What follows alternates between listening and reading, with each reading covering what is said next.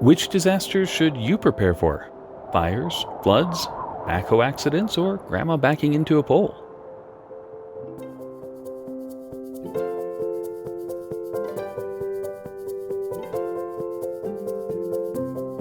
There are an endless number of disasters to worry about. Which one should you prepare for?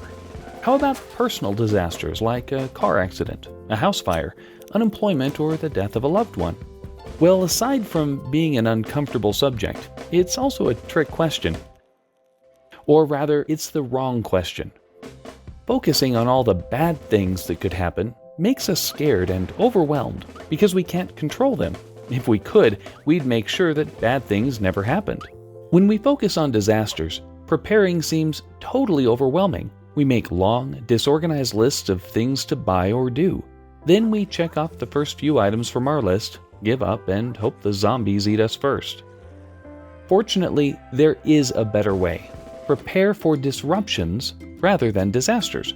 Humans have a limited number of basic needs. These include water, shelter, safety, emotional and spiritual needs, and food. Disasters disrupt basic needs. One disaster can cause many disruptions. For example, a tornado can disrupt power, safety, and communications. But the opposite is also true. A single disruption can have many causes. An evacuation can happen during a hurricane, fire, or a community shooting. You might evacuate for a few hours in the case of a broken water main, or for a long time in the case of a home burning down. In other words, disruptions can be big or small. So it doesn't matter whether the power outage was caused by a flood, fire, backhoe, or grandma bagging into a pole. Just prepare for the power outage. Preparing for a few disruptions will prepare you for any disaster. Focusing on disaster causes fear. Focusing on disruptions is empowering because we have a lot of control over how we respond to disruptions. So, prepare for disruptions, not disasters.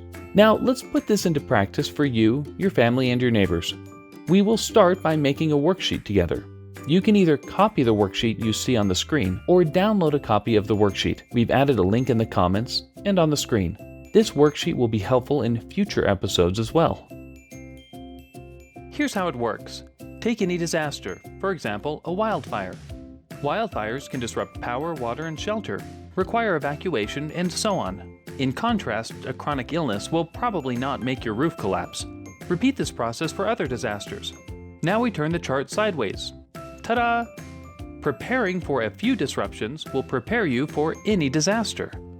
This worksheet will be helpful in future episodes as we prepare together as families and communities. So hang on to it. After each episode, take a moment to consider 3 questions. How do you feel? What did you learn? And what do you plan to do next? Now that you know about disruption planning, share what you've learned with your family or friends. Would this new perspective help anyone you know?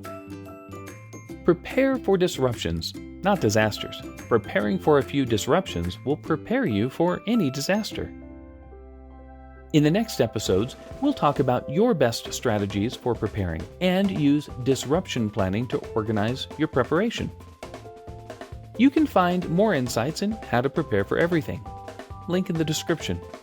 If this video was helpful, please like, share, comment, and subscribe. See you next time.